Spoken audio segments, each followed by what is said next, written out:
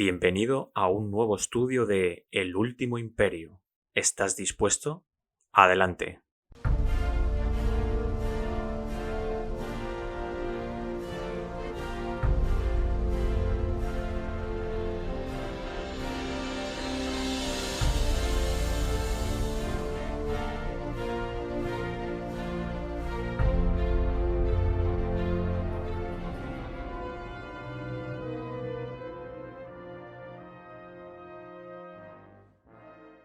Antes de comenzar con el vídeo de hoy, simplemente me gustaría aclarar un fragmento de la segunda parte del primer capítulo de esta serie. Y es que en ese fragmento, justamente lo podéis ver por aquí, os lo voy a dejar justamente por aquí arriba en la esquinita. En ese fragmento del minuto 23, concretamente, vemos cómo se habla acerca del Armagedón, ese gran conflicto que tiene que suceder al fin del tiempo, ese conflicto mencionado tanto en la Biblia como en Espíritu de Profecía. Y realmente lo que nos viene a indicar aquí es que ese conflicto solamente va a ser de índole espiritual, de índole, digamos, mental, ¿no? De cada uno de nosotros. Y que el pensamiento de que va a ser un conflicto bélico, un conflicto físico, literal, solo forma parte de, bueno, de lo que pensaron algunos adventistas en tiempos pasados y de algunos cristianos de la actualidad. Esta situación da inicio a lo que se ha llamado Armagedón, que no es un gran combate escatológico, definitivo y mundial entre las naciones, como piensan hoy muchos cristianos y lo creyeron algunos adventistas en tiempos pasados, sino un conflicto de naturaleza religiosa y espiritual. Entonces, solamente quiero hacer hincapié de que ese fragmento, pues no estoy de acuerdo con él. A través de un estudio muy profundo de Biblia, Espíritu de Profecía e Historia, tú puedes comprobar que ese conflicto realmente va a suceder, que no solamente va a ser una guerra espiritual, una guerra mental contra el enemigo, ¿no? Que es el que va a intentar cambiar nuestro parecer, cambiar nuestra mente para adaptarla a lo que el papado nos intenta inculcar, ¿no? Entonces, a través, como digo, de ese estudio y de, digamos, analizar las noticias de la actualidad en relación con la profecía, tú puedes comprobar cómo no solo la gran potencia mundial de Estados Unidos, sino la potencia de Rusia, la potencia de China, incluso Israel, todos ellos realmente están en un conflicto continuo y últimamente están saliendo noticias acerca de que muchos países están llevando sus embajadas precisamente a Jerusalén. Sabemos que todo esto tiene un propósito, realmente. Esto no ha ocurrido antes, esto está ocurriendo ahora mismo, cada vez más y más países lo están haciendo y el papado especialmente se está acercando cada vez más y más a Jerusalén, ¿no? Está haciendo tratados de paz con los Emiratos Árabes, con toda la zona de Oriente Medio. Y todo esto, pues ¿para qué? Para realmente tener una amistad cercana con ellos, ¿no? Y bueno, prácticamente implantarse ellos allí, ¿no? Y realmente pues engañar a todas las naciones para la llegada del anticristo, que como sabemos llegará antes de Jesús, llegará poco antes de Jesús y engañará a todo el mundo, ¿no? Entonces el papado básicamente está preparando el terreno para ello y, bueno, es simplemente pues una aclaración que me gustaría hacerlo porque bueno, considero que no debo dejar ese tema ahí en el aire sin respuesta ninguna y bueno, pues haciendo parecer que yo pues estoy de acuerdo con la afirmación que se hace, como ya os digo, en la segunda parte del primer capítulo de esta serie. Así que, pues sin más, quería aclarar esto antes de empezar con el capítulo de hoy. Y os voy a dejar por aquí, en las esquinas del vídeo, os voy a dejar tanto en la segunda parte del primer capítulo para que comprobéis en ese minuto 23 cómo realmente, si lo analizáis bien, eso no tiene mucho sentido, en cierto modo se puede contradecir también, así que analicéis eso y también os voy a dejar por aquí los vídeos, como digo, de esas noticias en relación con la profecía, esas noticias de actualidad, para que vosotros mismos podáis acceder sin ningún tipo de prejuicio, para que realmente podáis abrir los ojos ante todo lo que está ocurriendo en el mundo. porque todo lo que ocurre no es porque sí, porque tiene que ocurrir, no, es que realmente hay un propósito detrás de todo esto, ¿no? Así que, bueno, pues sin más, os animo a que estudiéis por vuestra cuenta y profundicéis para que no todo lo que se narra en estos libros, pues uno tiene que quedárselo en la mente y ya está, y aceptarlo, ¿no? Es muy importante siempre escudriñar por nuestra cuenta para no caer en ciertos engaños. Así que sin más, no quiero alargar esto mucho más, vamos a ir con la segunda parte de este segundo capítulo, que es la interpretación adventista de Apocalipsis 13. La visión de Ellen White. Ninguna doctrina específica del adventismo tuvo como base las visiones de Elena de White, aunque muchas veces haya recibido visiones que confirmaban las conclusiones de los pioneros a las que ellos habían llegado exclusivamente por medio del estudio de las Sagradas Escrituras. En el caso de la interpretación de la entidad representada por la bestia de dos cuernos, no fue diferente. La primera mención directa a esa visión apocalíptica fue realizada en 1863, cuando ella endosó la interpretación desarrollada en la década de 1850.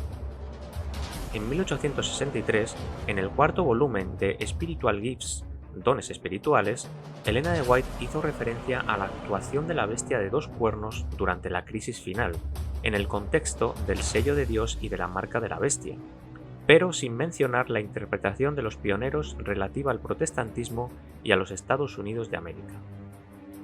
En la edición definitiva del Conflicto de los Siglos, en 1888, ella habla del poder estadounidense representado por el símbolo y destaca particularmente que la bestia de dos cuernos emerge de la tierra, mientras que los cuatro animales de Daniel habían salido del mar, así como la primera bestia de Apocalipsis. El profeta dice: «Vi otra bestia que subía de la tierra y tenía dos cuernos semejantes a los de un cordero». Apocalipsis 13:11. Tanto el aspecto de esta bestia como el modo en que surge indican que la nación que representa difiere de las representadas en los símbolos anteriores. Los grandes reinos que han gobernado al mundo le fueron presentados al profeta Daniel en forma de bestias, las cuales surgían mientras los cuatro vientos del cielo combatían en el gran mar. Daniel 7:2. En Apocalipsis 17, un ángel explicó que las aguas representan pueblos, muchedumbres, naciones y lenguas. Los vientos simbolizan luchas. Los cuatro vientos del cielo que combatían en la gran mar representan las terribles escenas de conquista y revolución por medio de las cuales los reinos han obtenido el poder. Pero la bestia con cuernos semejantes a los de un cordero subía de la tierra. Siguiendo la propuesta de Andrews, que señala que la bestia de dos cuernos debería surgir después del inicio del tiempo del fin y al occidente del viejo mundo, ella plantea: ¿cuál era la nación del nuevo mundo cuyo poder estuviera surgiendo de manera que se perfilara como país fuerte y grande, capaz de llamar la atención del mundo? La aplicación del símbolo no admite dudas. Una nación, y solo una, satisface las especificaciones de esta profecía. Sin lugar a equívocos, señala a los Estados Unidos. Todavía argumentando sobre los detalles descriptivos de la bestia, ella dice que los cuernos semejantes a los de un cordero representan juventud, inocencia y mansedumbre, los cuales describían adecuadamente el carácter de los Estados Unidos. Elena de White no pretende originalidad al hablar sobre la profecía. Al contrario, ella apoya la interpretación de los pioneros, al afirmar que se ha demostrado que Estados Unidos es el poder representado por la bestia de dos cuernos semejantes a los de un cordero. Ya que la interpretación de la profecía era conocida desde 1850, Elena de White se enfocó más en el tiempo y el modo en que la profecía se cumpliría, siendo esta su mayor contribución. Ella detalla algunos eventos, entre ellos la unión de las iglesias protestantes, su aproximación al Estado y la ley dominical, como importantes acontecimientos en el cumplimiento de la visión acerca de la marca de la bestia. La imagen de la bestia representa esa forma de protestantismo apóstata que se desarrollará cuando las iglesias protestantes busquen la ayuda del poder civil para la imposición de sus dogmas. Entonces, afirma: esta profecía se cumplirá cuando Estados Unidos haga obligatoria la observancia del domingo, que Roma declara ser el signo característico de su supremacía. En 1884, en el cuarto volumen de Spirit of Prophecy, el espíritu de profecía, ella afirmó que la bestia de 2 cuernos es un inequívoco símbolo de los Estados Unidos de América. Cuando las iglesias de nuestro país, al unirse en puntos de fe que les son comunes, influyan sobre el Estado para que imponga sus decretos y apoye sus instituciones, entonces los Estados Unidos, país protestante, habrán formado una imagen de la jerarquía romana. Entonces, la verdadera iglesia será objeto de persecución. Esto lo podemos ver también en la Historia de la Redención, páginas 380 y 381. El énfasis en cuándo se cumplirá la profecía es muy importante. A pesar de que los adventistas del séptimo día creen que los Estados Unidos es el poder representado por la bestia de 2 cuernos que surge de la tierra, la primera aparición del símbolo en Apocalipsis 12 es positiva. El apóstol Juan dice que la mujer pura, el pueblo de Dios, sería perseguida, naturalmente en el viejo mundo, durante 1260 años.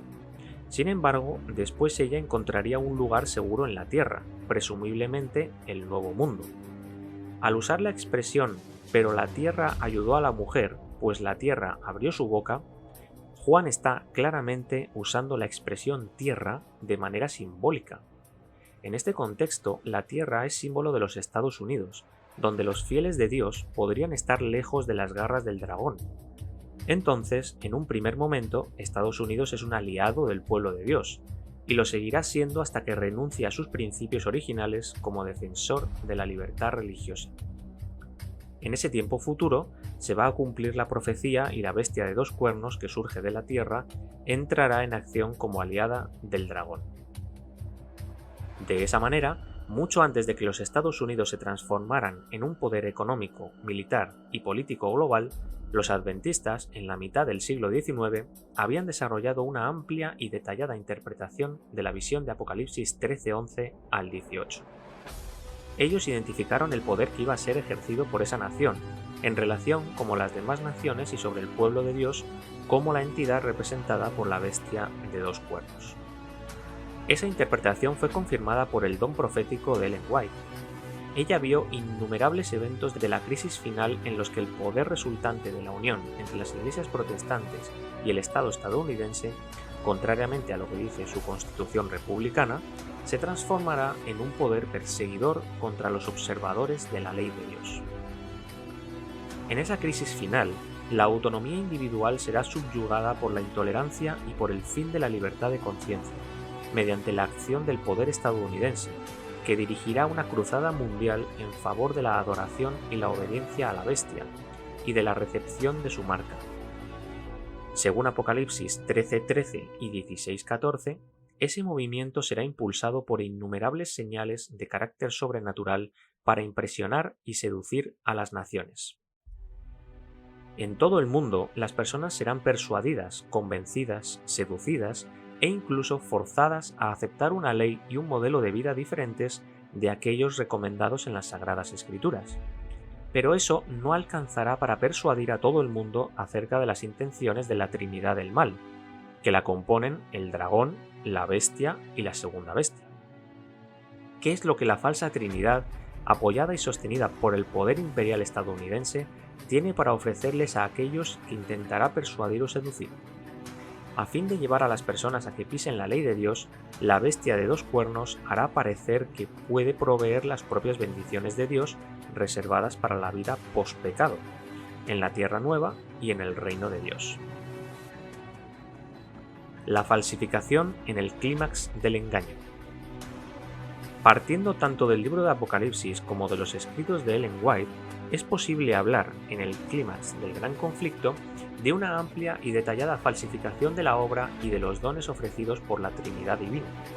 Además de una falsa Trinidad, de la ley adulterada y del falso sábado, es posible también hablar de una imitación que será presentada por la bestia de 2 cuernos para convencer al mundo de que el nuevo cielo y la tierra nueva ya son una realidad. En esa falsificación de la tierra nueva surgirá también un falso Mesías, pretendiendo ser el propio Jesús. Aquello que se llama The American Way of Life, el estilo de vida estadounidense, con base en la libertad individual, la búsqueda de la felicidad y la oportunidad de consumo en una sociedad tecnológica, pretende, de hecho, ser la propia falsificación del reino de Dios. La falsificación es, por excelencia, obra del engaño de Satanás. En Egipto, él usó a los magos para imitar las señales realizadas por medio de Aarón y Moisés, en Éxodo 7, versículos 11 y 22, y en Éxodo 8, versículo 7. Jesús afirmó que en los últimos días surgirán falsos cristos y falsos profetas, operando grandes señales y prodigios para engañar, si fuera posible, a los propios escogidos. Mateo 24, 24. En el clímax del gran conflicto, descrito en los capítulos 12 al 14 de Apocalipsis, se desarrolla una vasta obra de falsificación. Esta comienza con la imitación de la propia Trinidad divina, por parte de Satanás y sus aliados. Encontramos la figura del gran dragón que representa a Lucifer en su pretensión de exaltar su trono en lo alto junto a las estrellas de Dios y sentarse en el monte del testimonio para ser semejante al Altísimo. De la misma manera en que Dios el Padre glorificó a Jesús y le dio autoridad y poder, el dragón también dio a la bestia su poder y su trono y grande autoridad. Como el padre de la falsa autoridad, el dragón pretende sentarse en el trono y ser quien entrega la autoridad y los poderes a sus aliados. Existe también la figura de la bestia con 7 cabezas, que representa al papado, quien pretende tomar el lugar de Cristo en perdonar pecados y en recibir adoración. De la misma manera que Cristo, que nació, murió y resucitó para ser exaltado al lado del Padre y adorado por ángeles y hombres, la bestia actúa durante 42 meses y entonces recibe una herida mortal, pero resurge con vida para ser adorada y exaltada. ¿Quién como la bestia? Y además todavía está la figura de la bestia de 2 cuernos, así como el Espíritu Santo que glorifica a Cristo resucitado. Ella promueve la gloria de la primera bestia, cuya herida fue sanada. Así como el Espíritu Santo realiza señales y maravillas por medio de los creyentes, la bestia de los 2 cuernos o falso profeta también hace señales y prodigios. Existe, por lo tanto, la previsión profética de una grande y compleja obra de falsificación que será ejercida para persuadir a las personas y desviarlas del camino de la ley de Dios. Esa obra involucra a toda la falsa Trinidad. En el clímax del gran conflicto hay un falso sábado, para ser observado en lugar del sábado del 4º mandamiento, y una marca que debe ser colocada en la mano o sobre la frente en lugar del sello de Dios, o sea, el domingo papal. Existe una amplia experiencia de adoración, culto y lealtad a la bestia que será promovida alrededor del mundo con el fin de sustituir la lealtad y el culto al verdadero Dios, el Creador y Redentor, y así en los otros aspectos. Sin embargo, como el mundo cristiano espera el regreso de Cristo y un nuevo cielo y una tierra nueva, ¿no habrá también una falsificación de esos sucesos? En los capítulos finales de su clásico El conflicto de los siglos, Elena de White presenta detalles sobre los últimos eventos de la controversia entre Cristo y Satanás. A partir de su descripción, puede hablarse de una falsificación por parte de Satanás de la segunda venida de Cristo y del avance del espiritismo por medio de señales y maravillas. Ella revela que para los mundos religioso y no religioso, el propio Satanás parecerá convertido según lo que ella llama un nuevo orden de cosas, que incluye la unión entre las iglesias, la unión de la Iglesia y el Estado, el uso del Estado para los intereses religiosos y, sobre todo, la manifestación de poder sobrenatural en beneficio de la vida física y social de las personas. Eso, sin duda alguna, incluye una mejora en la calidad de vida y la prosperidad, por lo menos para una parte de los habitantes de la Tierra. Según la mensajera del Señor, Satanás se manifestará bajo la forma de un ángel de luz. Por medio del espiritismo se fraguarán milagros, los enfermos sanarán y se realizarán muchos prodigios innegables.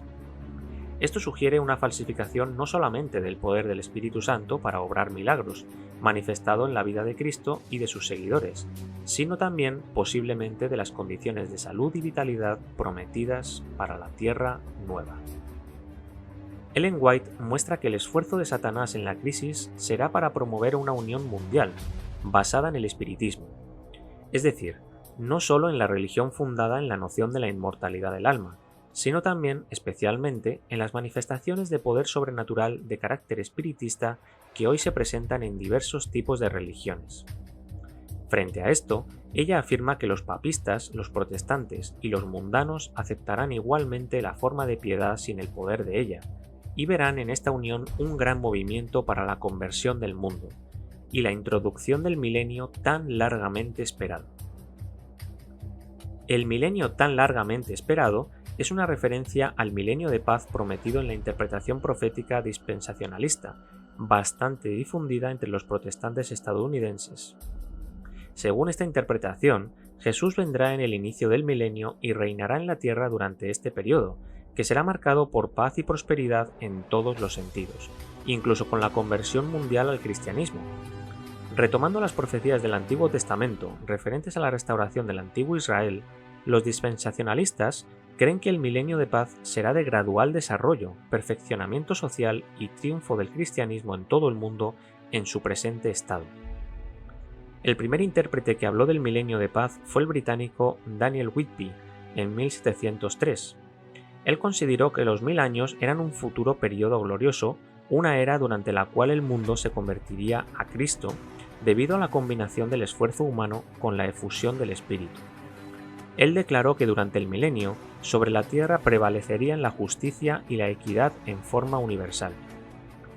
Esa visión fue introducida en los Estados Unidos por Jonathan Edwards, a través del Gran Avivamiento del siglo XVIII, considerado por los estadounidenses como una oportunidad de los seres humanos para colaborar con Dios en promover la Edad Dorada. Desde el despertar profético del inicio del siglo XIX, la esperanza de un milenio de paz se ha fortalecido con la expectativa de la manifestación del Mesías en el inicio del milenio y no después, como creía Whitby. El premilenismo, es decir, la creencia de que el Mesías descenderá a la tierra en el inicio del milenio, es un importante componente del dispensacionalismo moderno. En ese sentido, el clímax del gran conflicto, cuando si fuera posible hasta los propios elegidos serán engañados, estará marcado por una enorme obra de falsificación. La cumbre del engaño será la idea del milenio de paz, con la falsa consolidación de un cielo nuevo y una tierra nueva, y con la presencia personal de un falso Mesías. Todo eso se dará bajo la operación del poder de la bestia de 2 cuernos. La manifestación de un falso Mesías escatológico es afirmada por la Biblia. El apóstol Pablo dice que el advenimiento del inicuo es por obra de Satanás, con gran poder y señales y prodigios mentirosos. El papado medieval cumple esa previsión. Pero es en su manifestación escatológica que el anticristo se hará notorio mediante la operación de gran poder y señales y prodigios mentirosos. Ellen White dice: el acto que coronará el gran drama del engaño será que el mismo Satanás se hará pasar por Cristo. Hace mucho que la Iglesia profesa esperar el advenimiento del Salvador como consumación de sus esperanzas. Pues bien, el gran engañador simulará que Cristo ha venido. En varias partes de la tierra Satanás se manifestará a los hombres como un ser majestuoso, de un brillo deslumbrador parecido a la descripción que del Hijo de Dios da Juan en el Apocalipsis. La gloria que los rodee superará cuanto hayan visto los ojos mortales. El grito de triunfo repercutirá por el aire. ¡Cristo ha venido! ¡Cristo ha venido! La gente se postrará en adoración ante él, mientras él levantará sus manos y pronunciará una bendición sobre ellos, así como Cristo bendecía a sus discípulos cuando estaba en la tierra. Su voz es suave y subyugadora, aunque llena de melodía. En tono amable y compasivo enuncia algunas de las mismas verdades celestiales y llenas de gracia que pronunciaba el Salvador. Cura las enfermedades de la gente y luego en su ficticio carácter de Cristo asegura haber cambiado el sábado al domingo y manda a todos que santifiquen el día que Él ha bendecido. Declara que aquellos que persisten en santificar el séptimo día blasfeman su nombre porque se niegan a oír a sus ángeles, quienes les fueron enviados con luz y verdad. Es el engaño más poderoso y resulta casi irresistible. La prosperidad y la pretendida paz mundial, la conversión de todo el mundo, la falsa parusía y el reinado del falso Mesías en un falsificado nuevo cielo van a marcar la culminación del gran conflicto, el clímax de la falsificación. Frente a esta situación aparentemente privilegiada de prosperidad material y evidencias de progreso espiritual, la disensión y el desagravio de los que obedecen los mandamientos de Dios y esperan al verdadero Mesías en las nubes de los cielos serán una nota discordante e intolerable. Además de esto, ellos serán acusados de atentar contra la paz mundial y de renegar la prosperidad del milenio de paz inaugurado por el falso Mesías bajo el poder de la bestia de dos cuernos o el imperio estadounidense. Ellen White vio que los que honran el sábado en la Biblia serán denunciados como enemigos de la ley y el orden, como quebrantadores de las restricciones morales de la sociedad y por lo tanto causantes de anarquía y corrupción, los cuales atraen sobre la tierra los juicios de Dios. Los terribles desastres naturales, resultado de la crisis ecológica, continuarán ocurriendo sin considerar el milenio de paz ni la presencia del falso Mesías. Entonces, aquellos que honran la ley de Dios serán acusados de atraer los castigos de Dios sobre la tierra y se los considerará como los causantes de las terribles convulsiones de la naturaleza. Sin embargo, los que sirven a Cristo y conocen su palabra no se confundirán, incluso delante de las señales que apelarán a los sentidos. Por el testimonio de la Biblia, ellos sorprenderán al engañador en su disfraz, pues a Satanás no se le permitirá falsificar la manera en que vendrá Cristo. Al contrario que Cristo, que resucitará a los salvos de entre los muertos y recibirá a sus elegidos en las nubes de los cielos, el enemigo de Dios pisará sobre la tierra y no le será permitido parecer omnipresente. El verdadero Mesías será visto en las nubes, como un relámpago que sale del oriente y se muestra hasta el occidente. Las profecías que componen el conjunto de los capítulos 12 al 14 del libro de Apocalipsis, por lo tanto, son de extraordinaria importancia para los adventistas del séptimo día. Ellos encuentran en estas visiones la base de su identidad y su misión. Inmediatamente después del inicio del movimiento, en la década de 1850, los adventistas fueron guiados por su convicción respecto del juicio investigador, de la perpetuidad de la ley de Dios y del sábado como sello de Dios, y de las profecías en las que encontrarán la más clara descripción del clímax del gran conflicto, cuyo foco incide sobre la ley de Dios. Frente a la resistencia y la oposición a la restauración de la perpetuidad de la ley de Dios, exhibidas por sus hermanos protestantes, ellos vieron a la bestia de dos cuernos como un símbolo del poder civil y religioso de la nación estadounidense, predominante protestante.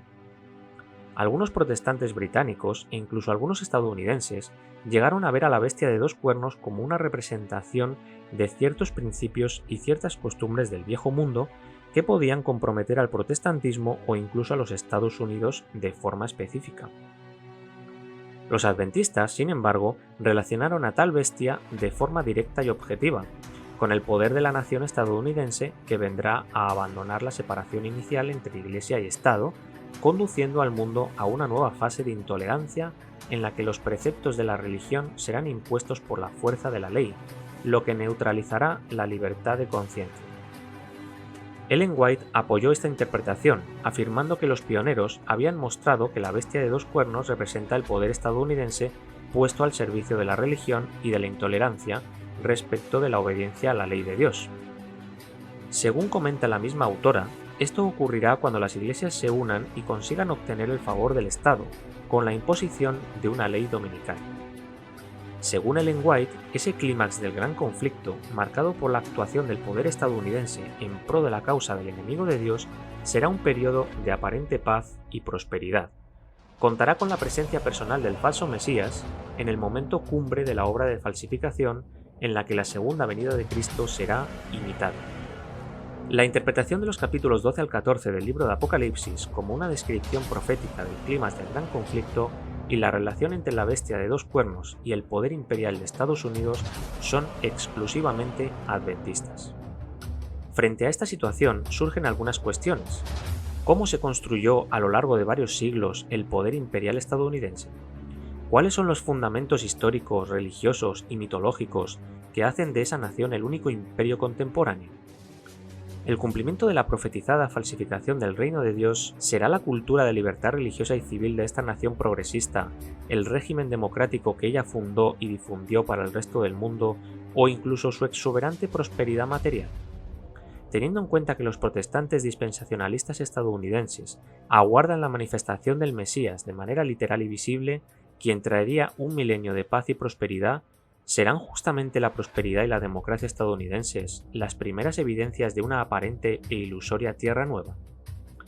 Cuando en este libro se utiliza la expresión mitos, no necesariamente se tiene en mente algo falso o irreal, sino un concepto religioso, diferente del conocimiento científico y de la revelación divina.